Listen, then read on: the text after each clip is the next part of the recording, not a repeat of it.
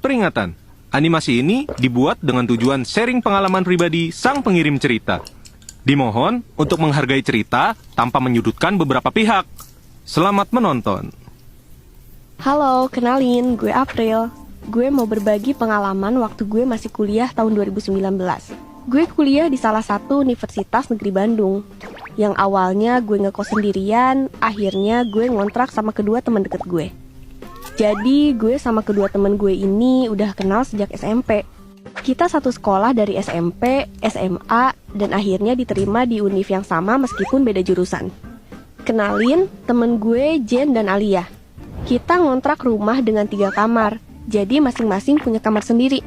Nah, di antara kita bertiga, orang yang berani itu si Jen, sedangkan gue agak penakut, dan si Alia paling penakut seantero dunia.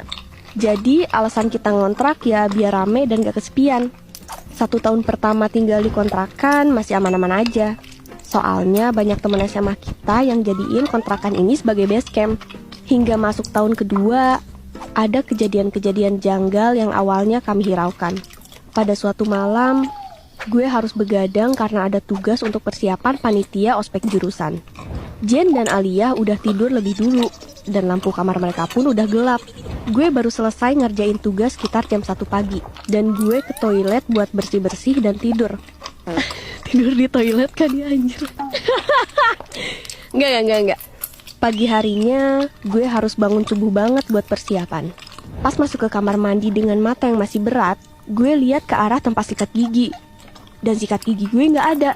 Perasaan semalam gue naruh lagi di tempatnya. Gue, Jen, dan Alia punya sikat gigi dengan variasi yang berbeda. Jadi gampang banget ngebedain mana sikat gigi gue dan sikat gigi mereka. Waktu itu cuman ada sikat gigi Jen yang warna biru dan punya Alia yang warna hijau. Entah sikat gigi gue hilang kemana. Gue udah cari-cari di sudut kamar mandi pun gak nemu. Padahal kan di kontrakan cuman kita bertiga. Sepele sih kehilangan sikat gigi doang. Tapi dari sinilah obrolan serius di antara kita. Mulai ada perasaan horor yang cepat-cepat kami hiraukan.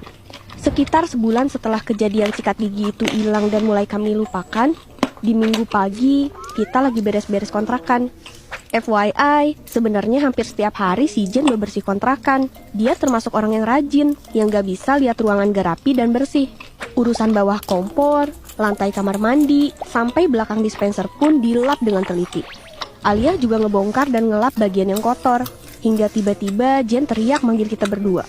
Kalian berdua kesini deh, tapi jangan kaget ya.